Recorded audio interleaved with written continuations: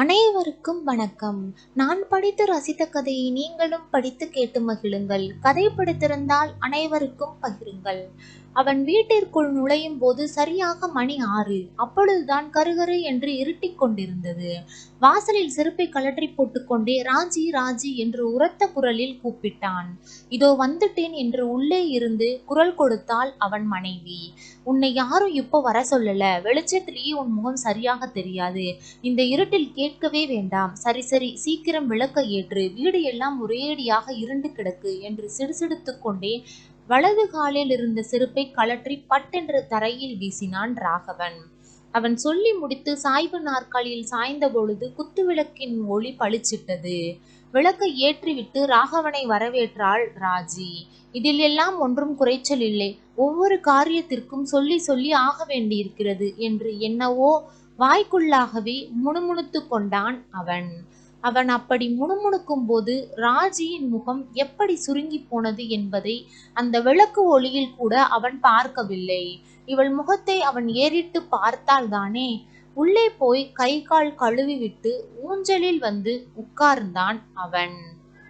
இன்றைக்கு ஆபீஸில் இருந்து சீக்கிரம் வந்து விடுவதாக சொன்னீர்களே என்று 4 மணிக்கு டிஃபன் எல்லாம் செய்து வைத்தேன்.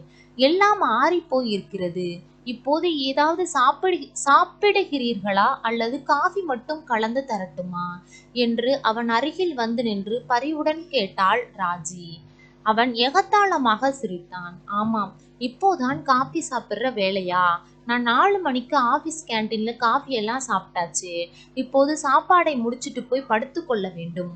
உடம்பெல்லாம் ஒரே அசதியா இருக்கு. சீக்கிரம் இலையை போடு என்றான். ராஜி பரபரவென்று இலையை போட்டு பரிமாறினாள். வேண்டா வெறுப்புடன் ஒரு நொடியில் 2 வாய் அள்ளி போட்டுக்கொண்டு ஹாலில் போட்டிருந்த கட்டிலில் படுக்கையை உதறி போட்டுக்கொண்டு படுத்தான் ராகவன். உள்ளே ராஜி தனியாக இருக்கிறாளே என்ற எண்ணமோ கவலையோ அவன் மனதில் சிறிது கூட தலை காட்டவில்லை. ஆனால் எப்பொழுதும் அவன் மனதிலேயே நிரந்தரமாக குடிபுகுந்து விட்ட வேதனை, அந்த இனம் தெரியாத ஏக்கம் அப்பொழுதும் இருந்து கொண்டேதான் இருந்தது.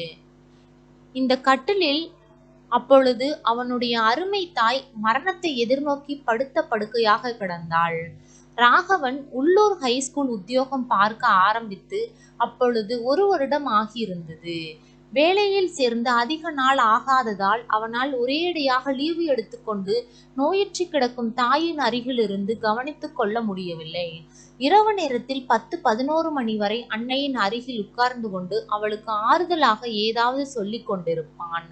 அவன் தகப்பனார் அவனுக்கு 13 வயது ஆகிக் கொண்டிருக்கும் பொழுது கண்ணை மூடிவிட்டார். என்னென்னவோ எண்ணிக்கொண்டே அம்மாவின் அருகில் அமர்ந்து இருந்தான்.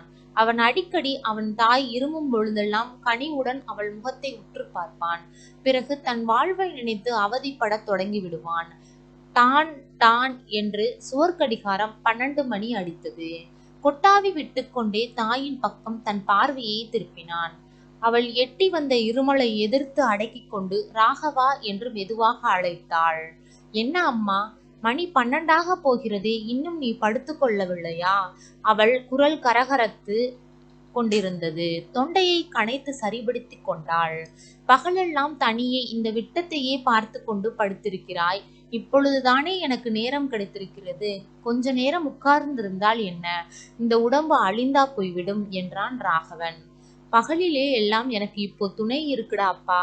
ஏதேனும் வேண்டுமென்றால் கூட கேட்டு வாங்கி கொள்ள தெய்வம் எங்கிருந்தோ அவள் சிநேகத்தை கொடுத்து இருக்கிறது.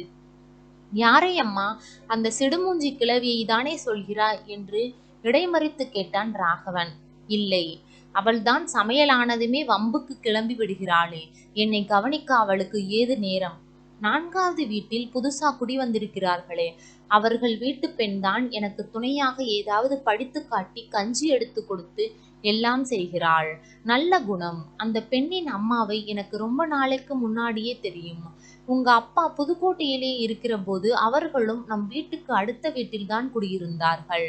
அப்பொழுது இந்த பெண்ணுக்கு 10 வயது. நாமும் புதுக்கோட்டையிலிருந்து வந்து கிட்டத்தட்ட 10 வருஷம் ஆகிறது. எத்தனையோ நாளுக்கு அப்புறம் இப்போதான் அவர்களை மறுபடியும் பார்க்கிறேன். அவர்கள் எல்லோரையும் விட அந்த பெண்தான் எத்தனையோ நாள் பழகினது போல இருக்கிறாள். தங்கமான மனசு என்று பெருமையுடன் கூறினாள். அதிக நேரம் பேசியதால் தொடர்ச்சியாக இருமல் அவளை உலுக்கி எடுத்து விட்டது. என்னம்மா இப்படி உடம்பை அலட்டிக் கொள்கிறாய் என்று ராகவன் தாய்க்கு துணையாக இப்படி ஒரு பெண் வந்து சேர்ந்ததை நினைத்து அவன் மனதிற்குள் சந்தோஷப்பட்டு கொண்டான். கொஞ்ச நேரம் மௌனமாகவே கழிந்தது. திடீரென்று எதையோ நினைத்து கொண்டது போல மறுபடியும் ராகவா என்று அழைத்தாள் அவன் தாய். என்னம்மா? ஏன் ராகவா? நானே இப்படி இடையிலே விழுந்து விட்டேன். வியாதியும் நாளுக்கு நாள் அதிகமாகின்றதே தவிர குறைகிற வழியை காணோம். இன்று இல்லை என்றாலும் இன்னும் கொஞ்ச நாளிலே நான் அநேகமாய். அவள் கண்களில் நீர் நிறைந்திருந்தது. மூச்சு பலமாக வெளிவந்தது. மார்பு விம்மி தணிந்தது. இதெல்லாம் என்னம்மா பேச்சு என்றான் ராகவன் வெறுப்புடன். அவள் தன்னை கொஞ்சம் நிதானப்படுத்திக் கொண்டு மறுபடியும் தொடங்கினாள். ஆத்திரப்படாதே ராகவா, நடக்க போவதுதான் சொல்கிறேன். எனக்கு என் மீது கொஞ்சமும் நம்பிக்கை இல்லை. அதை பற்றி எனக்கு கவலையும் இல்லை. ஆனால் நீ இப்படி ஒத்தைக்கட்டையாக நிற்கிறாயே என்றுதான் எனக்கு கவலை. எல்லாம் சரிதான் அம்மா, ஆனால் இதற்கு இப்போது என்னை என்ன செய்ய சொல்கிறாய் என்றான் ராகவன். நீ என்றும் பிரம்மச்சாரியாக இருக்க போவதில்லை. என்றோ ஒரு நாள் யாரையோ கல்யாணம் செய்து கொள்ளத்தானே போகிறாய். என் கண்ணிருக்கும் போதே உன் கழுத்தில் ஒரு மாலை விழுந்து நீங்கள் சேர்ந்து குடித்தனம் நடத்துவதை பார்த்துவிட்டு போக வேண்டும் என்ற ஒரே ஆசைதான் எனக்கு இப்போது எல்லாம். இந்த பெண் என் மனசுக்கு ரொம்ப பிடிச்சிருக்கு. தங்கமான குணம், மாநிறம்தான். இருந்தாலும் அந்த மாதிரி பிறருக்கு உதவி செய்கிற குணம் யாருக்குமே அமையாது. நீ நாளைக்கே பாரேன், அநேகமாக காலையிலே இங்கு வருவாள் என்று கூறி முடித்தாள். மனதில் உள்ள பெரிய பளு ஒன்றை இறக்கி வைத்து விட்டதை போல் நீண்ட பெருமூச்சு விட்டாள். மணி 1 அடித்தது. அம்மா கூறியதை கேட்டதும் ராகவனுக்கு அன்று இரவு தூக்கமே வரவில்லை. புதுக்கோட்டையில் இருந்த போதுதான் பார்த்த அந்த பெண்ணின் முகத்தை நினைவுக்கு கொண்டு வர முயன்றான். ஏதோ மங்களாக தான் இருந்தது நினைவு. ஆனால் ஒன்று மட்டும் நிச்சயம், அம்மா வாயினால் பெண் மாநிறம்தான் என்று சொன்ன மட்டும் அவள் சிவப்பாக இருக்க முடியாது. ஏனோ அவளை பார்ப்பதற்கு முன்னாலேயே அவனுக்கு அந்த பெண்ணின் மீது ஒரு வெறுப்பு தோன்றிவிட்டது.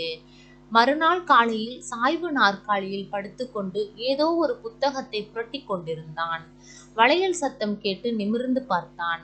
அந்த பெண்ணாகத்தான் இருக்க வேண்டும்.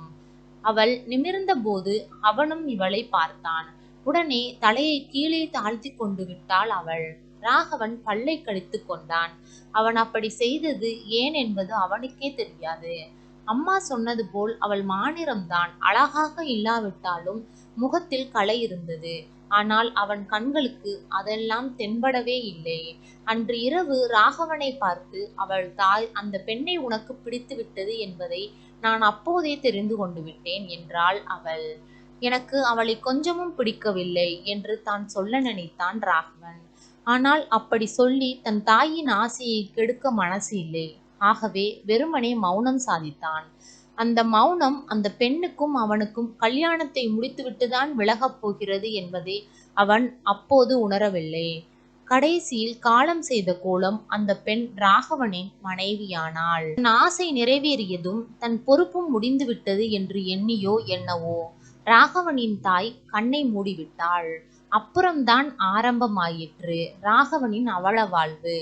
ராஜியை காணும் பொழுதெல்லாம் அவன் உள்ளிருந்து வெறுப்பு பீரிட்டு கிளம்பும். பொருத்தமில்லாத வார்த்தைகளை கொட்டி சிடுசிடுவென்று எரிந்து விடுவான். அவள் என்னவோ ராகவனின் அம்மா சொல்லியதைப் போல எல் என்பதற்கு முன் எண்ணெயாக நின்று அன்புடன் தான் நடந்து கொண்டாள். ஆயினும் குற்றவாளியை பார்ப்பது போலதான் அவளுடன் நடந்து கொண்டான் ராகவன். தான் நடந்து கொள்வது நன்றாக இல்லை என்று அவனுக்கு தெரிந்துதான் இருந்தது. இருந்தாலும் அவளை பார்க்கும் பொழுதெல்லாம் அவனை அறியாமல் கிளம்பும் எரிச்சலை தணிக்கும் சக்தி அவனிடம் இல்லை. பால் ஆறிப்போகிறது, குடிக்கிறீர்களா என்று குரலை கேட்டு தன் சிந்தனையை அறுத்தெறிந்து விட்டு கட்டிலில் எழுந்து உட்கார்ந்தான். அவள் கையில் பால் செம்புடன் நின்று கொண்டிருந்தாள். கொடு என்றான். அவள் பாலை டம்ளரில் ஊற்றி கொடுத்தாள். பால் ஆறி குளிர்ந்து போயிருந்தது. இதில் என்ன, ஐஸ் கலந்திருக்கிறாயா என்று கூறிவிட்டு, பாலை நீயே குடித்துக்கொள் என டம்ளரை நங்கென்று கீழே வைத்து விட்டான்.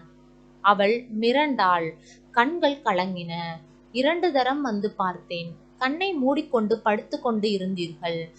தூங்குகிறீர்களோ என்று போய்விட்டேன். சரி சரி, உன் சமாதானமும் நீயும். பாலை எடுத்துக்கொண்டு உள்ளே போ என்று அதற்றினான் அவன். முடுக்கிவிடப்பட்ட பதுமை போல அவள் உள்ளே நடந்தாள். அவள் போவதை கண்வாங்காமல் பார்த்தபடி உட்கார்ந்திருந்தான் அவன். அவள் மனம் வருந்தியதைக் கண்டு இவன் மனம் சிறிதும் வருந்தவில்லை. தனக்கு ஏன் அடிக்கடி கோபம் வருகிறது என்று மட்டும் தன்னைத்தானே கேட்டுக்கொண்டான். ராஜியுடன் வாழ்வதனாலா அல்லது அவளை பார்ப்பதனாலா அவனுக்கு ஒன்றுமே தெளிவாக புரியவில்லை. புரண்டு புரண்டு படுத்து பார்த்தான். தூக்கம் வரவில்லை. உள்ளே போய் ஏதாவது பழைய புத்தகங்களையாவது புரட்டி கொண்டு இருக்கலாம் என்று நினைத்து படுக்கையை சுருட்டி கொண்டு எழுந்தான். தன் அறைக்குள் போய் பெட்டியை துளாவினான். எல்லாம் படித்து படித்து அழுத்து போன குப்பைகள். பட்டென்று பெட்டியை மூடினான் அவன். என்ன தேடுகிறீர்கள் என்று தன் மனைவியின் குரலை கேட்டு திரும்பினான். உன் மூளையை என்று சட்டென பதிலும் அளித்து விட்டான். அவள் கொஞ்சமும் வருத்தப்பட்டதாக தெரியவில்லை. ஏதாவது புத்தகம் வேண்டும் இல்லையா என்றாள். ஏதும் ஜோசியம் தெரியுமா? இல்லை, நீங்கள் தேடுவதிலிருந்து தெரிந்து கொண்டேன். வேண்டும்.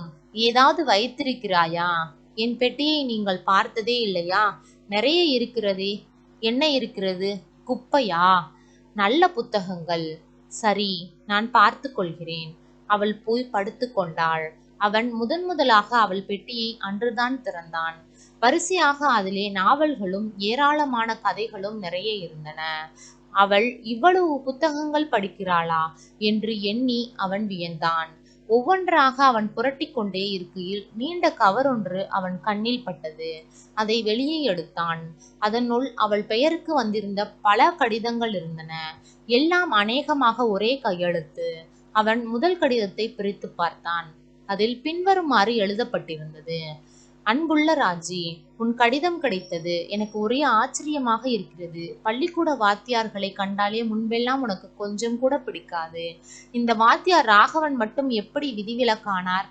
அதுதான் போகட்டும். நான் ஒரு கதாசிரியரின் மனைவியாகத்தான் போகிறேன் என்று அடிக்கடி சொல்வாயே. இந்த ராகவன் அப்படி எத்தனை கதைகள் எழுதி குவித்து விட்டார். கனவுகள் எல்லாம் கற்பனையாகத்தான் முடியும். நடப்பதற்கும் கற்பனைக்கும் சம்பந்தம் இல்லை, அப்படித்தானே? இப்படிக்கு பானு. ராகவன் ஆச்சரியப்பட்டான். ஆச்சரியத்துடன் முதல் கடிதத்தை படித்துவிட்டு அடுத்து 2 கடிதங்களை பிரித்தான். அன்புள்ள ராஜி, உன் தியாகத்தை மனமாற பாராட்டுகிறேன். சாகும் தருவாயில் இருக்கும் அந்த அம்மா மனப்பூர்வமாக உன்னை தன் மகனுக்கு மனைவியாக பார்க்க விரும்பினாள்.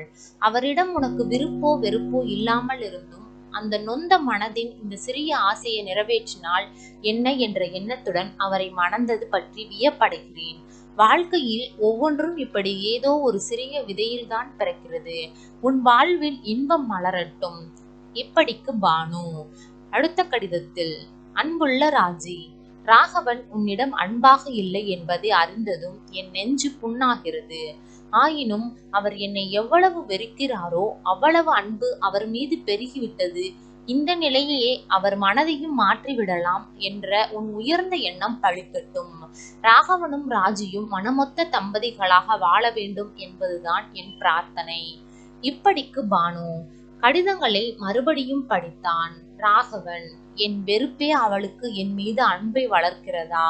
ராஜி, உன்னை நான் புரிந்து கொள்ளவில்லை. அவன் மனம் அவனை குற்றம் சாட்டியது. பெட்டியை சடக்கென மூடினான். கையில் விளக்கை எடுத்துக்கொண்டு அவள் அறைக்குள் நுழைந்தான். அமைதியின் உருவமாய் படுத்து கொண்டிருந்தாள் ராஜி. அவள் முகத்தை உற்று கவனித்தான் அவன். என்றும் இல்லாத பரிவும் கனிவும் அன்று அவன் கண்களில் சுரந்தன.